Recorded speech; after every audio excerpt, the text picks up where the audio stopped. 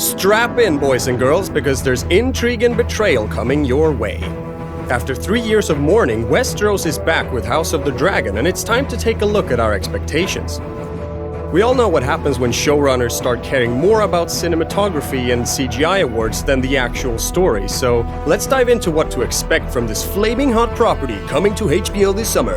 Like and subscribe for more. Enjoy!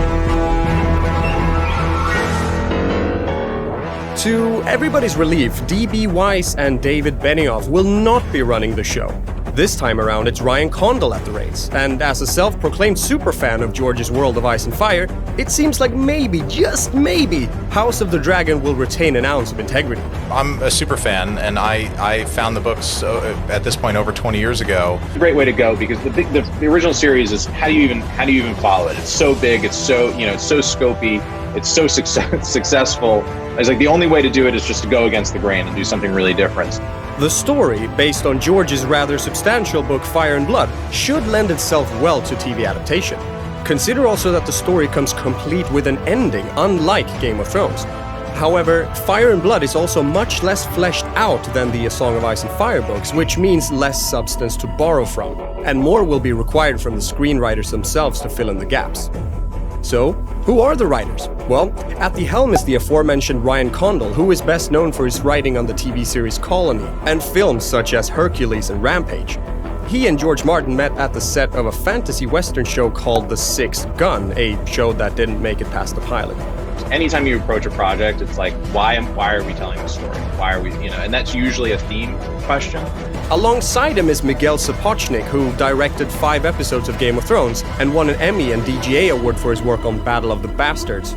And say what you will about his knowledge of battle tactics, but at least that episode looked very nice. I think it's really important that the franchise evolve.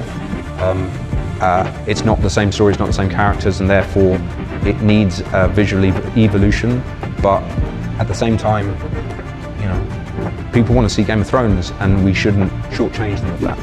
I think what Ryan and Miguel have done, and all the writers and so forth, is they've created a credible tale from beginning to end that is consistent. And last but not least, we've got the big man himself, George R.R. Martin, pitching in, just like he did for the better half of Game of Thrones. We don't know exactly how involved he's actually been, but having him on at all can only be a good thing, right?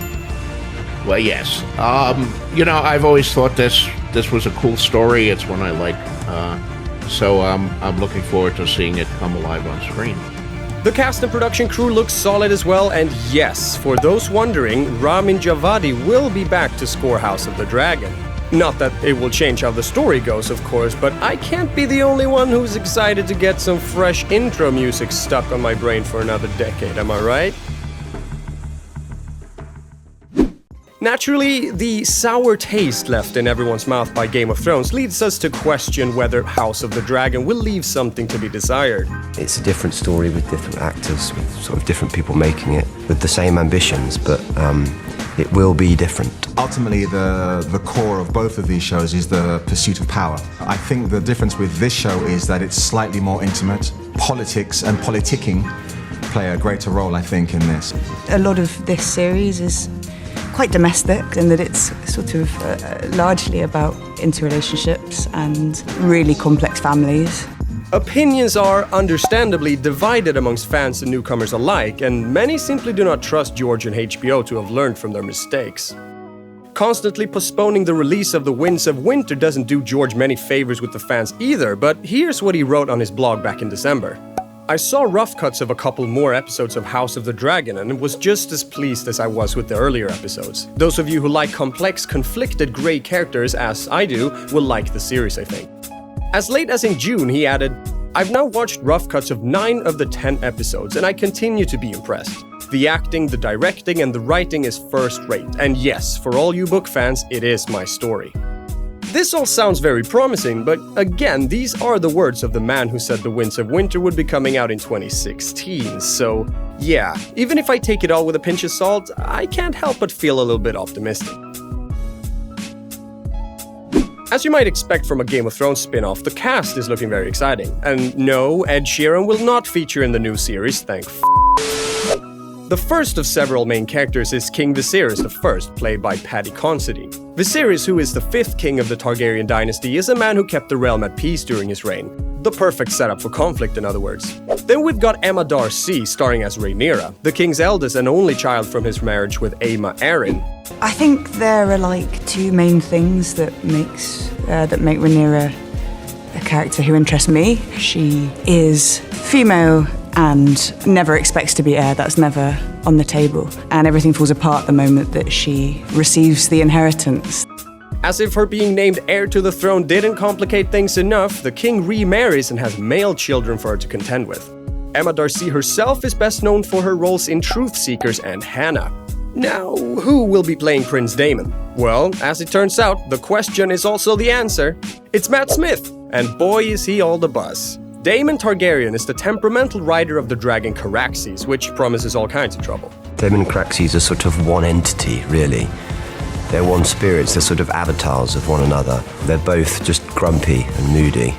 So I do think there's a kind of weird, symbiotic, sort of molecular thing that goes on. Matt Smith is most famous for his roles in Doctor Who and The Crown. He's a slightly sort of different creature to most of them, I think. Another big name to hit the screen is Rhys Ifans, best known from Notting Hill and The Boat That Rocked. He'll be playing Otto Hightower, the Hand of the King and father of Queen Alicent. I play Otto Hightower, Alicent's father. He's the Hand of the King. He's an astute, high-functioning political creature. But he struggles with some of the decisions he is forced to make. And in the role of Alicent, aka Cersei 2.0, we've got Olivia Cooke, who is famous for her roles in Bates Motel and Ready Player One. Alicent starts off as Rhaenyra's best friend and daughter to the Hand of the King, and she is quite an anxious rule follower in comparison to how free and mischievous Rhaenyra is. Last but not least, there's Steve Toussaint as Corlys Velaryon, the Sea Snake, and boy does Steve have a job on his shoulders. There's already talk of another potential spin-off in the works on HBO titled The Sea Snake, dedicated to Corlys' travels away from Westeros, so get used to Steve, because we're gonna see a lot of him. I play Lord Corlys Velaryon, who is the head of the Velaryon house, which is the oldest house in Westeros. His family came to Westeros before the Targaryens. Lord Corlys is the only one who doesn't ride a dragon. His whole family do. He's married to a dragon rider, and his children are dragon riders. Obviously, that involves an awful lot of influence and power, but of course, he'd like more power. Now, I'd be a bit of a snake myself if I didn't cover the controversy surrounding his casting. Let me know in the comments what you think, but please keep it civilized.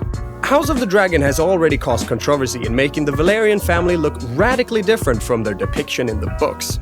And keep in mind that many were already upset about the Targaryens not being depicted with their iconic purple eyes, and this time the decision was made to make another Velaryon family deviate from canon, in depicting them as people of color.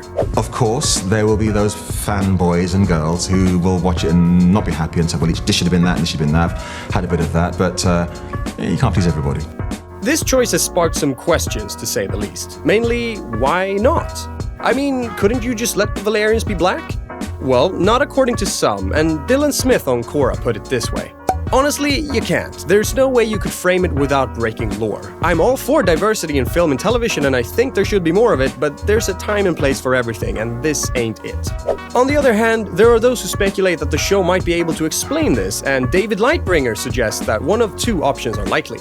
Either the Velaryons were simply always black, or Corlys' mother is from the Summer Isles. According to canon, the Velaryons are as notoriously purple-eyed and pale as the Targaryens, but according to showrunner Ryan Condal, the decision to switch things up was sorely needed. It was very important for Miguel and I to create a show that was not another bunch of white people on the screen. We wanted to find a way to put diversity in the show, but we didn't want to do it in a way that felt like it was an afterthought, or worse, tokenism. Make of it what you will, but diversity was handled well enough in Game of Thrones, so let's hope it carries over to the House of the Dragon as well. I think possibly for the producers and the creators, there's a pressure, which is, understandable. But for us as actors, it's like any other job. You go in and you do the work.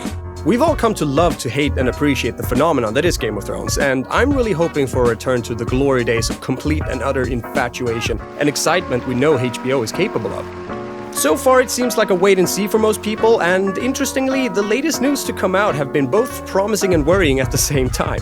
I mean, there's a really lovely thing, right, in terms of any relationship between this show and Game of Thrones in the future is, I think, some of the kind of historic events that we hear about in Thrones. Maybe a record gets set straight in House of the Dragon. But that's it for me. Please let me know what you think in the comments. I'm looking forward to discussing the show with you before, during, and after it comes out. Thanks again for your continued interest in the channel. It really warms my heart to keep seeing so many words of encouragement. If you haven't already, I'd appreciate your liking and subscribing, as it helps the channel grow. Hit the bell button thing to get notified whenever I come out of my cave to post. I'll be covering House of the Dragon extensively, as well as fixing Game of Thrones, so stick around for more. And as always, thank you all for watching.